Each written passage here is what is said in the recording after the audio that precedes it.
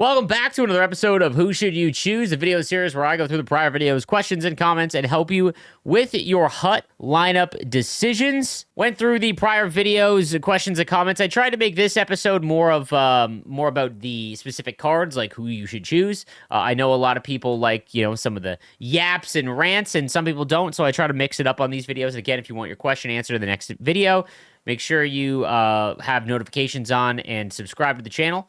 That way you can get your question answered in quickly. And again, remember, if you see a question that's really good that you find interesting, give it a like, because I sort by likes first, and then I kind of pick and choose. So JPaz says, do you think they will add the Captain X Factors and the good icons in packs? No. I think that would blow up the market to the point where there'd be no recovering from it. And what he's saying is, do you think they'll add captains or the holograms in packs? I don't think they should. I think those should remain chase cards. Given with how the game started, it would just be such a devastating change to do halfway through or a month into the game. That would really suck. Anarchy says, I wanted to ask, when I build up 50 to 100,000 coins again, who would be a good defenseman to buy in the auction house in that price range? I asked my Twitch chat because I record this live. A couple of good answers, like Base Hedman was another one. Cover Athlete Pronger should actually be pretty cheap. That Cover Athlete Pronger has been nasty. You can also go Base McAvoy, for example. Also, if you do the Team of the Week sets to make an 82 overall, you don't have to make them all for a trade-in for the 85. You could just use the 82s. The Bone Byram you can't make Bone Byram, sorry.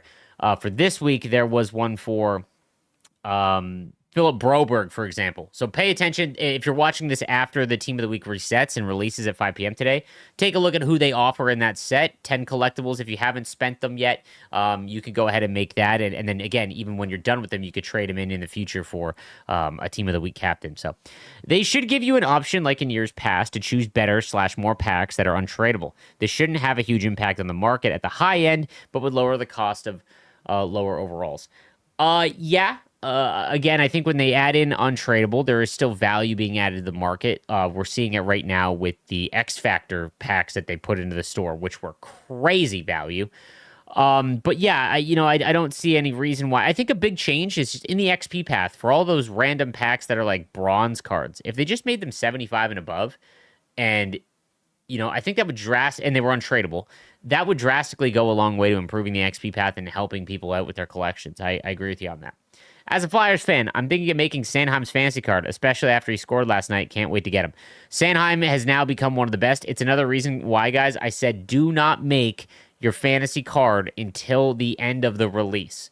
Because someone like Mittelstadt or Garland, they scored again. Mittelstadt didn't last night, but Garland did, so now he's an 83. Sanheim's up to an 84, I believe, and is already one of the best ones. So just wait and see who pops off. And then at the end of that week, so it'll be Thursday night, after Thursday night's games, you know what the overall is going to be. Go ahead and then make the card that you're looking for. But as a Flyers fan, even if you're not a Flyers fan, Sanheim is one of the best. Love the videos. Great listen to while grinding out some games after work. What the heck is up with arenas? There are none on the market and no packs to get them from. It's because they've set the cap too low. They need to make it where we can put an arena up for 50,000 coins or higher, right? And while they'd be expensive, at least they'd go on the market. What's happening now is because it's set so low, people are just buying them immediately when they hit the market. They should also be in moments or objective paths or the XP path. There should be random gold choice packs to them. I hate, at this rate, we're not going to play in an NHL arena. However, it is cool that the NHL arenas are a flex. I do like that, but there needs to be a way to actually work towards them. Barzal, he's got a team list. I don't usually answer a lot of these when you just throw your whole team in there, but I thought I'd throw one in. I have X Factor Captain's pack I haven't opened, and I want some guidance on what the best move would be for me. I'm leaning towards Kucherov, but the Heiskanen looks insane. Who should you choose? So he's got, as his forwards, he's got Barzal. I'm assuming that's not coming out of his lineup. Brindamore, Base McDavid, Stamkos, Matthews, Modano, McKinnon, Sid, Yager. This is an unbelievable forward core. On defense, he's got Cover Athlete Makar and Gonchar, Gooley, Dobson, Drysdale, Theodore. So in this case, adding Kucherov to your team, you already have Base McDavid. I guess it would push Modano down or even Yager down if he's an 85. I would probably go Heiskanen here. I've loved Heiskanen so far. I think defensemen, the way the game is played, are more impactful because of how good they are on offense. But I personally would go Heiskanen here. Hey, Slaves, you said we should make the most fantasy cards that we can. I actually have approximately 1,000,000 coins, and I could have about 80 fantasy collectibles if I use everything. So I wanted to know if I should buy the 600K pack, or like you said, make 16 collectibles for the pack, and then make a fantasy card of my choice this week. So, spoiler alert, I did the 600K pack. I'm not going to ruin it. But here's what I'd recommend. This week, because that 600K pack includes MSPs from this event, the MSPs, in my opinion, are the worst. So you have a 50% chance of pulling quote unquote a good fantasy card. Again, it doesn't mean that just because you got Malkin, that doesn't mean that you got a bad card. It just means that it's going to require you a long time of him being on the bench before he's useful, right? Or if you got Matheson, for example, right? It's not that they're bad. It's just that you're spending 600K. If you're no money spent, now you have 600K, and it didn't even get you something that you could put in the lineup. That's the issue, right? Like, that's why Garland and Mittelstadt and Sanheim are so much more valuable, because they're already really usable, right? So that being said, what I would recommend is this. You have a 50% chance of pulling something this week in the 600K pack, right? I would bet that the overalls for week 2 are slightly higher because they've had more games. There's been more games played. Those cards have scored maybe a couple more goals. Who knows who they pick? What I would do is use your 16 on the B&D set this week. The reason why I say that is because that set does not include, the 16 collectible one does not include MSPs, which is good because you removed 5 of the worst options for you. So now you've got a 75% chance at pulling something very good, right? Like, I'm talking Kotkaniemi, Sanheim, Gustav Forsling, Mittelstadt, Garland. My video, the S tier selections, even getting Coyle or I'm drawing a blank. The Dallas Stars, right? Marchment, right? All good. You've got a 25% chance of pulling something that's less than, not statted to get 99 to 99 overall. They started low, like, for example, Palmieri, or even Niederreiter, who's had a pretty good start, or Repo, right? So I would do that. And then in week 2, you could make the decision to use 16 collectibles in week 2, if that set works like that. That's going to come up in another question, but I guess I should answer it here. The blog says that 16 collectible set can only be done once. It doesn't say it's going to come back for week 2. I think it will, but there's a chance that it doesn't. I don't know. I would assume so. I would assume you'd be able to do it twice. I don't think they're going to give you 16 collectibles for week 2, guys. So be prepared for that. I do not think they'll give you 16 collectibles for week 2. I would be blown away if they did, because that means that you could have made 2 for free. I just don't see that being the case. I bet you they maybe give you like 4, I would be so stunned if we get 16. Someone in my chat just said, I think we would get 8 more. I could see that. So that's what I would do. Because the one in the store for 600K has a 50% chance of getting something bad, I would do the 16 collectibles first. Keep up the awesome content. I could be wrong, but it really feels like you're enjoying yourself this year, and it's great to see. I'm curious if you think the FUT gambling lawsuits and regulatory scrutiny in Europe could be impacting the way you decide to flesh out rewards and packs this year. Lastly, have you considered potentially renaming the team to Toyota RAV4s? Thanks for all the hard work keeping us casuals informed over the years. That's a Twitch viewer right there. I could be wrong, but you're enjoying yourself more. I am enjoying being a creator, because I'm just spending my time streaming and doing these videos live and just talking more than I'm playing the game. And when I'm not having fun playing the game, I go and do something else. That would probably be the play, right? Like, that's what I would think, right? And lost my train of thought. But in terms of enjoying myself, it's more of like, I'm very blessed that my community is so big and that I've gotten to the spot where I am, and I'm really just enjoying that. I don't know how much longer that this will last, where I have the hut popularity. I'm just enjoying it. I don't know how much bigger I'll get in terms of numbers, so I'm just really having fun. The next is, I'm curious if you think the FUT gambling lawsuits and regulatory scrutiny in Europe could be impacting the way EA decided to flesh out rewards and packs this year. I don't think so. I think that has had some impact on, they had to put the probabilities on packs. They had to I don't think they can give out packs to content creators anymore, dude. Before, when I in NHL 17 or 18, when I became a game changer, I had like 4 months where they gave you tons of packs every event, and then it stopped, and I think it had something to do with that. The Nada dollars will forever be the Nada dollars.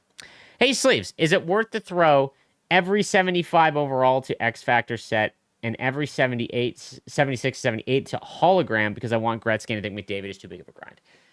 To be honest, I actually think that that's more viable now than I did a couple weeks ago because they're giving you so many X Factor packs. Like, if we get one every wild card release, that's one every week. So that means in 8 weeks, you get a captain. Like, if you just did wild card, you get a captain, right? They also give you enough 75s now where you can make one probably every week if you just trade all that in. I think that that's probably the play. Like, I still personally, I'm going hard after McDavid. Like, I'm throwing 76s, 78s into the X Factors too. And I don't think that's what I would recommend for everyone. But just understand that you're not going to have one of those, like, players unless you hard grind for them and throw everything into the same sets for like 2 months. And if you're cool with that, that's fine. Hey, Sleeves, as a Utah Coyotes fan, I am set on making whoever they pick for the Utah fantasy card next week. Assuming we will be getting another 16 collectibles for challenges, that would put me at 32 free collectibles. Would you recommend saving all collectibles for next week or using this week's on former Coyotes like Garland and OEL? I'm no money spent and still have my 4,600 pre-order points with 350,000 K coins. I could probably make enough collectibles to get OEL or Garland and still make the Utah player next week. If I should drain my collection and make 2 fantasy cards, who would be better between OEL and Garland? Year-long player, so current usability doesn't matter. Well, first of all,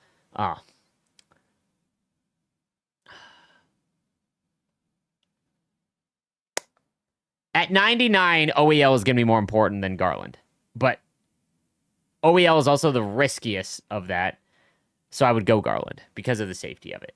That being said, if you still have your 4,600 pre-order points, I would recommend spending it on the X Factor packs, man. I know that isn't the fantasy event, but those packs, I'm sure they'll bring them back again, but like those packs are by far the best value. At least the 78,000 coin one or the 1,000 point one, I would do that. Maybe not the green one, but the red one I would do.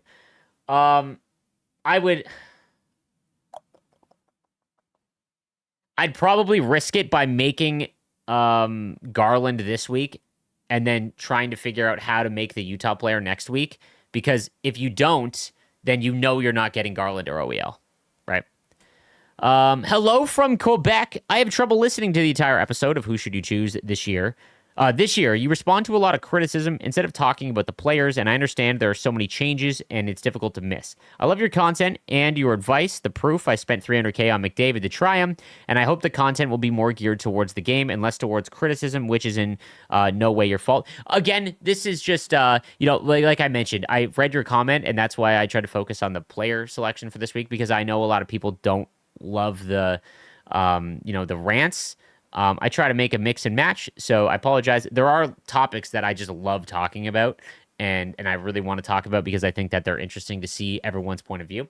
I'm going to try and make a more conscientious effort to combine as much as I can, as opposed to going all, I don't want to answer criticism every week, so I am making a point of that. Thank you for your comment. Team of the Week Bedard was great to spend my resources on. Legit has points in every game since I've got him. It's always better when you score with the players you like, so that's awesome to hear. Hey, Sleeves, thanks for another awesome video and being a great content creator. I love the weekly packs and such, but after hearing your feedback on it, you're exactly right. My question to you is, how do you make the game more entertaining and enjoyable for yourself? I've done multiple theme teams, collected cards from my favorite teams, and tried tons of different players out. Am I just getting bored with the game mode? I'm tier 40 out of 60, if that means anything. I'd love to hear how to make it more fresh for yourself. Thanks again for the videos. Take care. Stay safe. So this is simply because sports games or Ultimate Team games are not designed to be played as much as we play them. I think this year more than ever, the way that the reward structure works is you could just do the weekly competitive packs, right? However you want to complete them, whether it's squad battles or rivals. And then that's it, man. Like, when you are bored of a video game, it's the only reason you're playing is because of the FOMO that the game has engineered to keep you coming back.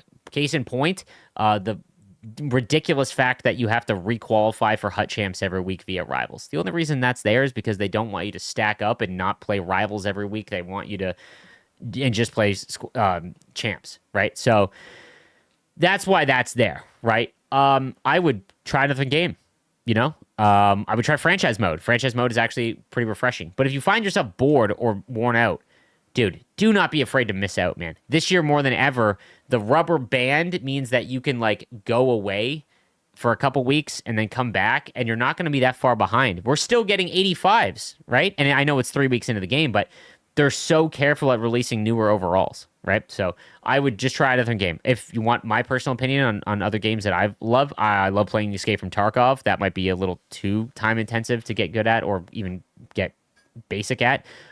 Civilization 6. Civilization 7 comes out in February, and I can't wait. But like one of those games that are a time sink and just fun. I would find that. Oh, dude, that's Coolin, by the way. Yo, my dog. Hey, slaves, love the content. Oh, Coolin, I would try streaming if I was you. The one reason why I don't get burnt out on the game, even though I should, is because I spend all of my time yapping. And if you watch one of my streams in the afternoon, I literally play like 3 Rivals games or whatever, and then I spend the rest of the time talking. Hey, slaves, I love the content. Been following you since NHL 23. Will every team have a fantasy card? I have 40 collectibles currently, and I'm trying to make 56 to make whomever I want in a random. My question is, more or less, should I wait till week 2 in hopes I can get a Ranger? Yeah, if they don't give you one from every team, I don't know what they're doing. Like, silly. With the fact that they made all of the cards individually be able to be made, so, like, you can make Garland. You can make, it's not a random choice pack like what it used to be, or a random pack. I would assume that we're getting one for every team. If they don't, huge miss, and it's going to absolutely blow up in their face. So, EA, if you're listening, please make sure that it's one for every team. That being said, I'm trying to make 56 so I can make what I want. My question is, should I wait? You're going to get a Ranger. I would just wait for week 2. No, you have enough. Assuming we get 8 more collectibles and you have 16, I would make one of the big boys. So Sanheim, as it stands right now, Sanheim, Mittelstadt, Garland. I would, in the order for me, would probably be Sanheim, Garland, Mittelstadt. I'd probably make one of those. And then I would worry about making the Ranger next week. You could probably sell everything that you've got and make him. Easy solution for your first question. Do one of the B&D sets for week 1 and one for week 2. Build untradeable your favorite players of week 2 that isn't a B&D duplicate. Yeah, and that's assuming that the B&D set, the 16 collectible set, is there. Again, I'm just relaying what EA has said. I think that we'll get one for each week, but there is a chance that you can just do the set once, and if you did it in week 1, you can't do it in week 2. Right? I'm just relaying that is a possibility. The sets are making me lose my mind. Have to individually place each card into sets because if autofill doesn't work and I can't multi-select. Really hope this gets fixed soon. Yeah, man, the multi-select being broken, it was basically just a band-aid because it was broken and they were losing cards when you multi-selected. They haven't found a fix for it, so they just removed it from being a functionality of the game. I would expect in the first like big post-launch patch, the patches we've gotten so far is fixing the day 0 stuff. I think that like the first like big patch we get for Hut in the game, which usually comes in November, it'll probably be in there. Hey, slaves, I finished all the fantasy objectives and moments for this week and collected all 16 collectibles. Do you think I should go ahead and create a random fantasy card now or wait until next week in case we are able to earn another 16 and get an additional 8 for a choice one? Like I said, the 16 from this one is a 75% chance of pulling something good. Understand that there is a risk. You will get one of the bottom 4 options, in my opinion. But it is extremely safe in terms of the odds, but you could get the bottom 4, in my opinion, of the 12. But because the Master Set players are so low in overall, and they started so low, those aren't valuable enough for no money spent players. Hey, Sleeves, first time. Hey, Sleeves, long time, first time. I'm assuming you meant long-time viewer, first-time commenter. Massive Guelph Storm fan. Oh, my. Okay. Big OHL. Gillespie for goalie of the year. All right. We'll see. I've come to accept that my 30 plus demographic has simply aged out with this release. I don't have 20, 30 hours a week to grind an XP path for 77 plus cards. I just want to play squad battles and land in rewards pool higher than last week. I'm just not the target demo anymore. Okay. I think you aren't realizing that you actually have it easier. You don't need to play all 37 of your squad battles games. Technically, you just need to play 30. Because if you play 30 on semi-pro, you can get the 4 weekly packs and 30,000 coins. That objective path, guys, is very valuable given the state of the market. Those 4 packs that you get from the competitive thing, they're all tradable. You can make yourself about 100,000 coins minimum on them. Maybe not that high. But you also get 30,000 coins on top of it. That is what replaced the rival squad battle rewards, and then all the other objectives is supposed to like add in, right? That being said, I don't think you need 20, 30 hours, right? Like, I don't. And if you play squad battles, you can pause, remember, right? I think that the demographic that has aged out or is not really the target anymore is what I talked about in the last episode, where it's someone that can play like 5 hours a week and you were just hoping that the few packs that you get, you can pull something huge. That's kind of gone, yes. But if you're someone that can play 10 hours a week, 5 hours a week, you only have to play 30 squad battle games, technically. And then the focus on the objectives, like throw team build or throw team of the week cards in your lineup to get the team of the week done. That's how you stack that. I actually think it might be easier for you. You just got to look at how you play now. Recently came across your channel and want to say thank you so much for all your amazing breakdowns of the new cards and in Ultimate Team overall. It helps a lot. Thank you. Have a wonderful day. Also, the reason why I wanted to touch on this, guys, if you're upset about the rants and the who should you choose videos and you're like, man, I want to hear more about the cards, understand that every single content day you could go watch the content video and I break down every single card that comes out essentially. Or if you want to hop in my Twitch stream, I'll answer it live. If you have a question, I'll answer all these questions live. You know, I'm not a very good reader, but I try. So just keep that in mind. That's going to do it for this episode of Who Should You Choose? Thank you guys again for watching. I will see you tomorrow. Have a good one.